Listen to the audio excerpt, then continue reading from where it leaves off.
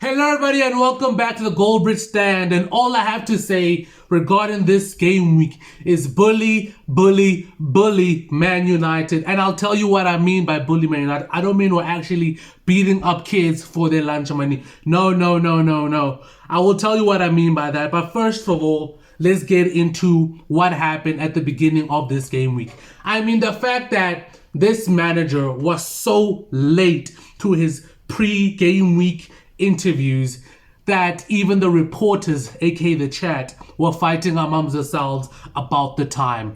I mean, how disorganized do you have to be as Manchester United manager? I mean, the fact that I was just sitting there absolutely giggling, the fact that all these reporters from all across the world were fighting about the time that this guy was supposed to be here.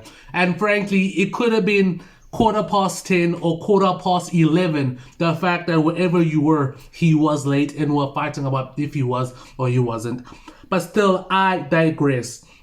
Bully Man United. What do I mean that? I mean, Man United has turned into that American type of bully. We pick on people who are smaller than us, but do nothing or can't do anything against people who are our same size. Again, I look to Norwich. We beat Norwich comprehensively. But again, when the big guys come rolling around, Arsenal and Man City, we absolutely get handed our asses on a plate. And frankly, that's what happens to bullies. You can pick on the little people, but when people your size show up, you cower away in fear. And it happens every single game week where we have an important game deciding, frankly, season deciding games to show we are on the right path, we are heading in the direction, but every time we seem to fall short. And people will be amazed saying, no, look at the Crystal Palace comprehensive wins. Look at the Norwich yesterday. And I'm saying, we've seen this before. Goal difference means nothing when you have less points than the people above you. You can have a goal difference of 100 goals. But if Man City have 31 points and we have 30 points, we will never be even that close to Man City. But Man City automatically win the league. Points over goals. And frankly, we aren't consistent enough. We aren't consistent enough, and people get blindsided by this facade being presented by Mark GOLDBRIDGE. Every single time we beat a smaller team, a team we should be beating comprehensively. Whenever he shows us the standards where we are, people say we're on the right path, but when it's time to do it again against our rivals, we fall short. We fall short. The loss to Arsenal, the loss to Man City, and the premature end to the game week was obviously disappointing. But when we look at those three games, we perfectly see what's wrong with Manchester United under this manager. We can score goals against the smaller teams, but when the big teams rolling up, we cower away.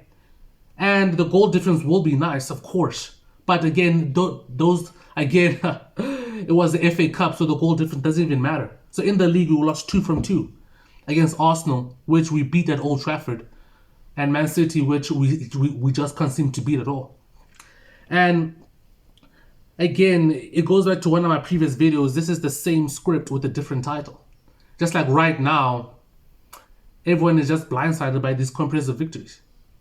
And we've all been here before. We've seen this all before. And I wonder how many times do you have to see the same thing for people to realize where we are, who we are, and what we have become. I know I've seen this from last season. I've seen the beginning of this season, and there's no progression. You can sign Burrell, you can sign Take Kubo, and the new centre back I forgot the name of, but this manager can't use them correctly. Marcos Llorente was an amazing signing. Now he's gone. Rasmus Højlund, left before this manager even started the game week. Is this the manager that we can put our faith in? Some of you would say yes, but I think those who've seen the trend, who've seen the rinse and repeat.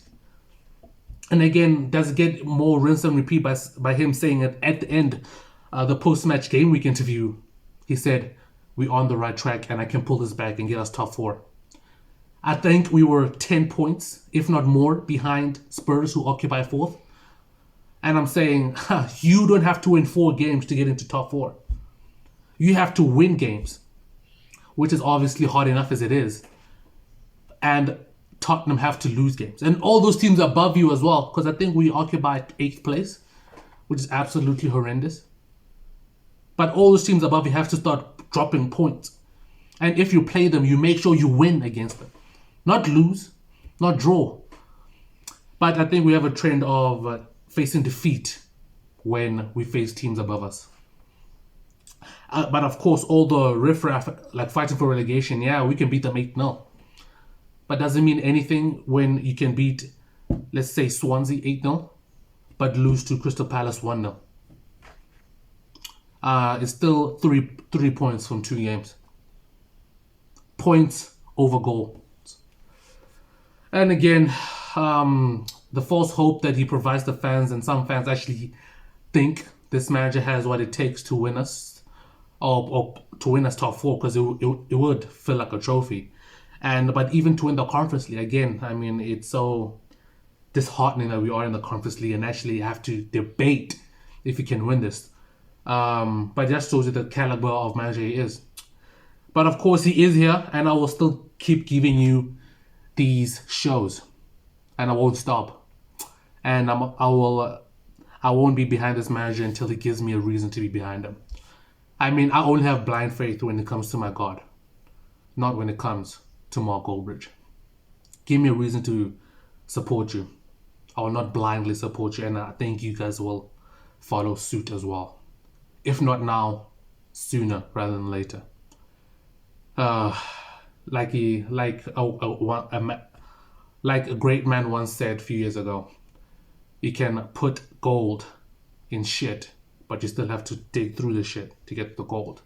And the gold here is us fans, you fans, for supporting him. You guys deserve better. You deserve better. All the Goldbridge inners. Trust the process, trust them. You guys deserve better, because I feel bad for you guys. I truly do.